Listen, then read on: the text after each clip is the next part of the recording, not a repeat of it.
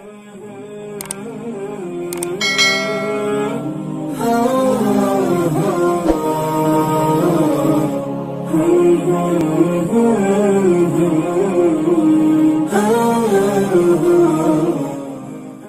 Subhanahu wa taala berfirman, "Innas salata kanat 'alal mu'minina kitaban mauquta."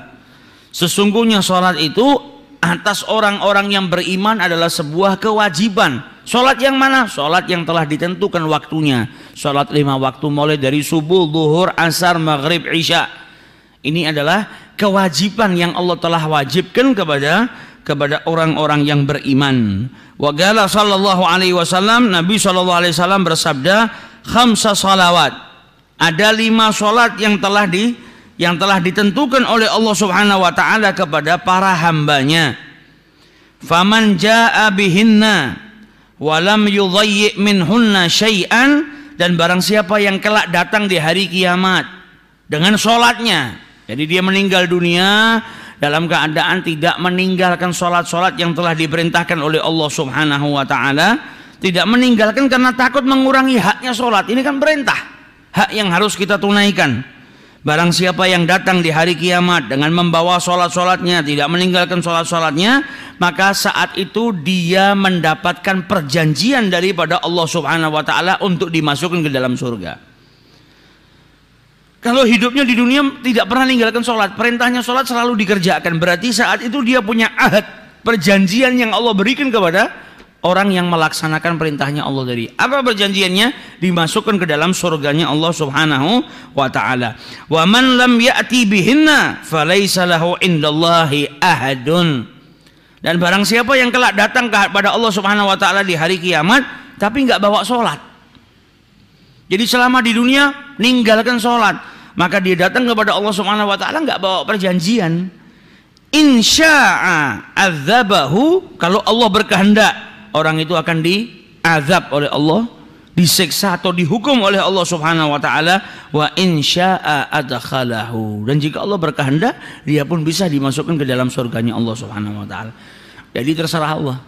Kalau Allah menghendaki dia disiksa, ya disiksa. Kalau Allah menghendaki dia dimasukkan ke dalam surga, ya dia dimasukkan ke dalam surga. Itu haknya Allah.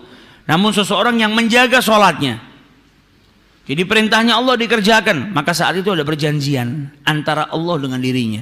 Dia dijanjikan oleh Allah Subhanahu wa ta'ala untuk ditempatkan di surganya Allah Subhanahu wa ta'ala. Nabi SAW juga dalam hadisnya bersabda, sholat 5 waktu itu seperti sungai yang airnya jernih, yang airnya banyak. Sungai yang airnya jernih, airnya banyak. Kemudian sungai tersebut mengalir di depan pintu rumah kalian. Dan setiap hari kalian mandi di sungai tersebut sebanyak 5 kali. Kira-kira orang yang mandi 5 kali di sungai yang jernih, yang airnya banyak, yang mengalir di depan pintu rumah kalian, ada nggak tersisa kotoran di tubuhnya? Maka dijawab oleh para sahabat, tidak ya Rasulullah. Insya Allah mandi sekali 2 kali aja sudah nggak ada kotoran, apalagi kalau mandinya sehari 5 kali. Kemudian Rasulullah menjelaskan, fa inna shalawatil khams, sesungguhnya sholat 5 waktu itu akan menghilangkan dosa-dosa kalian sebagaimana air itu menghilangkan kotoran yang ada pada tubuh kalian. Jadi kalau orang mandi 5 kali saja kotoran di dalam tubuhnya itu hilang. Nah, orang yang sholat 5 waktu itu juga akan menghilangkan dosa-dosa yang ada dalam dirinya.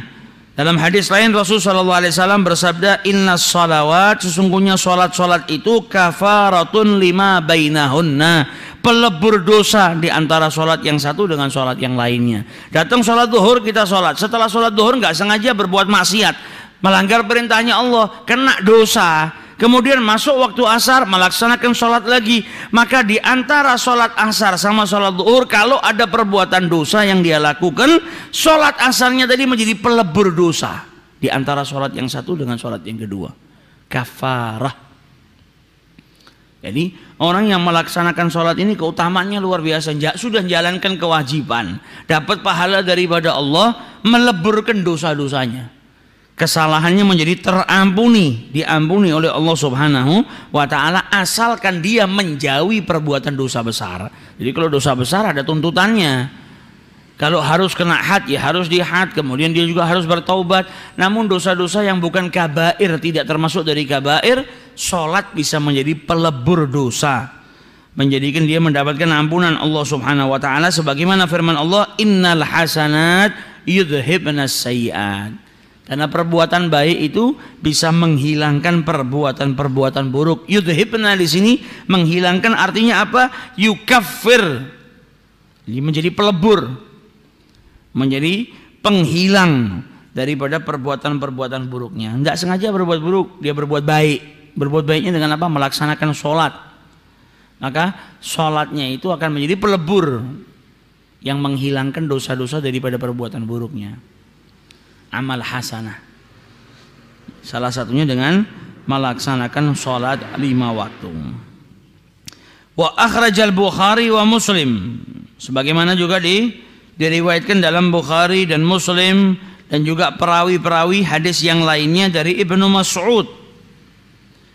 Inna rajulan asaba min imra'atin gublah. Ada salah seorang lelaki yang dia itu berbuat maksiat sampai akhirnya mencium seorang wanita, belum sampai berbuat zina.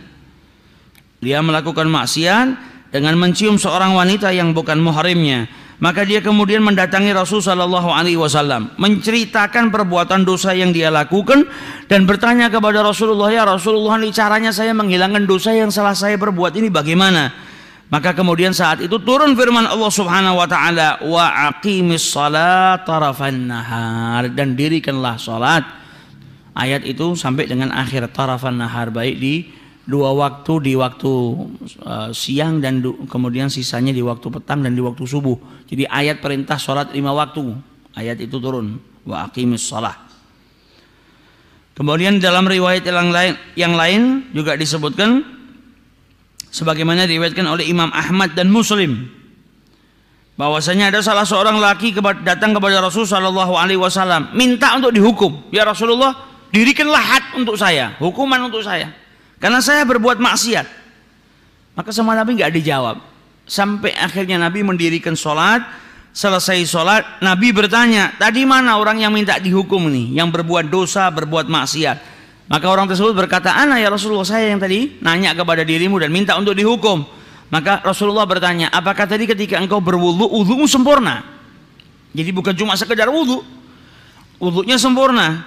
Dan apakah engkau tadi juga ikut sholat bersama kami? Maka dijawab oleh lelaki tersebut, na'am, saya tadi wudu ya Rasulullah, wudu dengan benar-benar berwudu, dan saya juga ikut sholat bersama dengan dirimu. Maka dikatakan oleh Rasul sallallahu alaihi wasallam, ketahuilah saat ini dosamu telah diampuni oleh Allah Subhanahu wa taala. Kalau enggak ada kabairnya, dosanya cuma dosa-dosa yang kecil, maka engkau seperti baru dilahirkan oleh ibumu. Dosa-dosamu diampuni oleh Allah Subhanahu wa taala. Maka jangan sampai kau mengulangi perbuatan dosa yang telah kau lakukan. Dalam riwayat juga disebutkan, ketika orang berbuat salah kemudian tadi melaksanakan sholat, diampuni dosanya sama Allah, dia tanya, ini khusus buat saya atau gimana? Enggak, buat seluruh umatku yang mereka tertimpa perbuatan yang sama, berbuat dosa kemudian mendirikan sholat, maka dosanya akan diampuni sama Allah Subhanahu wa taala. Otomatis, tapi jangan dijadikan kalau ini buat tameng ya. Justru kalau orang sengaja berbuat dosa, mentang-mentang ada pelebur dosanya, nantang Allah taala, ini dosanya double-double, beda masalah. Ini kalau sampai ada perbuatan dosa, yang namanya manusia itu kan tergoda hawa nafsunya, akhirnya dia kalah sama hawa nafsunya, dia berbuat dosa.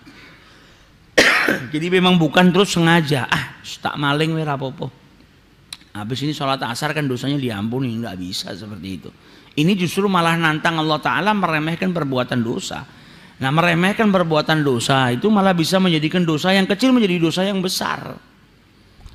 Malah bahaya, yang tadinya dosanya kecil dengan sholat bisa terampuni, tapi karena dia meremehkan, menganggap perbuatan dosa ini, padahal perbuatan dosa itu kan datangkan murkanya Allah. Kita ini kan selalu jaga supaya orang tua kita nggak marah sama kita. Kita selalu jaga supaya istri kita nggak marah sama kita. Orang-orang yang kita cintai nggak marah sama kita. Nah kok sama Allah kita nggak pernah jaga. Nah kalau kita berbuat dosa kan kita datangkan murkanya Allah. Kalau yang murka Allah Subhanahu wa taala, binasa kita. Tanda cinta itu kan selalu bagaimana caranya berusaha supaya yang kita cintai itu nggak marah nggak murka, nggak benci, yang ada bahagia.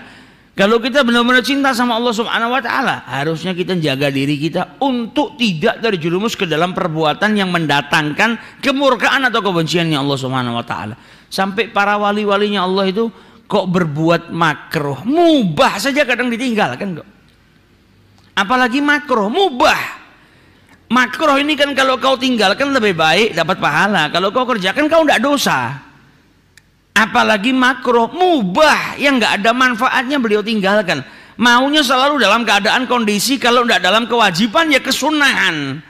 Yang mubah ditinggalkan. Buat apa saya ngerjakan sesuatu yang kalau dikerjakan tidak dapat apa-apa, ditinggalkan nggak dapat apa-apa, buang waktu, doyak. Ya ada larangan dari syariat, tapi datangkan pahala nggak? Kalau tidak datangkan pahala saya nggak mau. Nah ini keadaan orang-orang soleh, betul-betul membuktikan cintanya kepada Allah, yang terkadang beristighfar atas perbuatan makruh yang mereka kerjakan. Makruh ini kan tidak datangkan dosa, hanya saja kalau kau tinggalkan dapat pahala, kalau kau kerjakan ini nggak disukai sama Allah Ta'ala tapi bukan dosa. Mereka kalau sampai berbuat makruh mereka beristighfar. Kita yang duduk sini pernah nggak istighfar dari perbuatan makruh?